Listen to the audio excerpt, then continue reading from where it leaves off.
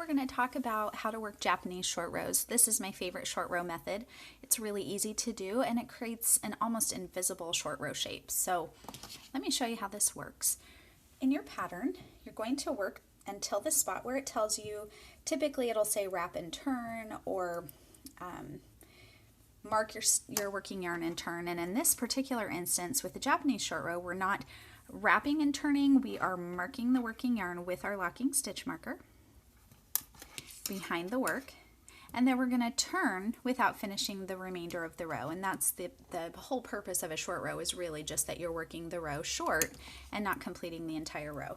So when you turn and you have your little locking marker at the back, you're going to slip that first stitch without working it and then work across to the end. And I like to make sure that I don't pull too tight where I've placed this little marker, because I want to be able to tug that yarn up when I reach it again on the right side. So here I am on the right side, and I'm going to work until I reach the gap that I created when I stopped and turned. So I'm almost there now. I'm actually going to go ahead and work that last stitch. Here is the little yarn that I secured on the locking marker, and I'm going to slip that, as you can see, over to the left needle.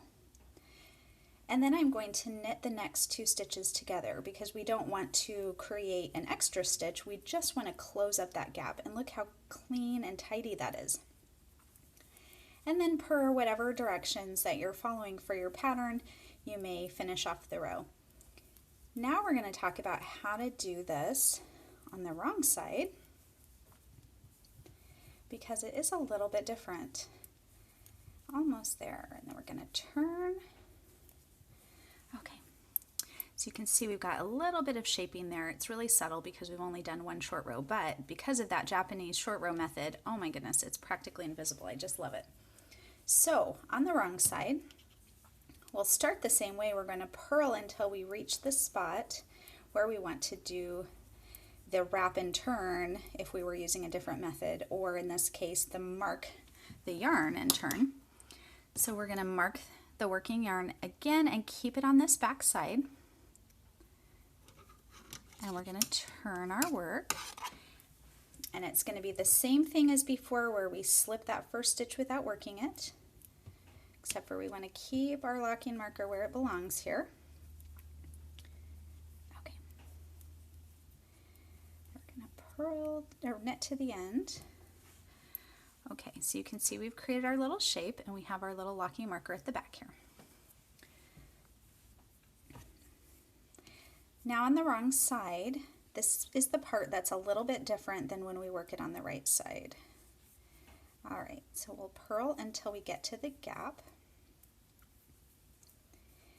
And the issue here is, if we were to take this yarn and bring it up and put it on the left needle the same way that we do it on the right side, you're going to actually visibly see that purl stitch on the right side of the work, so not where we want it. So what we'll do is we'll actually slip the next stitch. We're going to take that yarn and place it over the left needle behind it, then put that stitch back on that we slipped. Now we're going to purl them together, and then we'll just finish off the row.